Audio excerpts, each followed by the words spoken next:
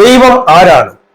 ദൈവം സർവശക്തനും സർവവ്യാപിയും സർവജ്ഞാനിയും സർവ്വതിനും കെൽപ്പുള്ളവനും സർവോദാരനും സർവസൃഷ്ടികർത്താവും സർവപ്രപഞ്ചനാഥനുമാണ്. ചുരുക്കത്തിൽ ദൈവം സർവവുമാണ്. ദൈവത്തിന്റെ ആദിയും അന്തവും ആർക്കും അറിയില്ല. എന്നാൽ സർവ്വതിന്റെയും ആദിയും അന്തവും ദൈവമാണ്.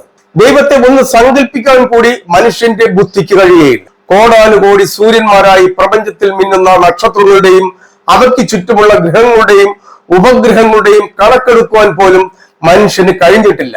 പിന്നെങ്ങനെ ഇവയൊക്കെയും സൃഷ്ടിച്ച അത്യുന്നതനായ ദൈവത്തെ മനുഷ്യന് സങ്കല്പിക്കുവാൻ കഴിയും? ദൈവത്തിന്റെ ആത്മചൈതന്യത്തെയും ദൈവത്തിന്റെ സ്നേഹത്തെയുമാണ് നമുക്ക് അനുഭവിക്കുവാൻ കഴിയുക. ദൈവമല്ല മനുഷ്യനാണ് വലിയ സംഭവമെന്ന് വർണ്ണിക്കുന്നവരുണ്ട്. ഒരു സൂര്യനെങ്കിലും അതേ വലിപ്പത്തിലും ശക്തിയിലും സൃഷ്ടിക്കാൻ മനുഷ്യനാകുമോ? എന്നിട്ട് പോലെ ഈ വീരവാദം.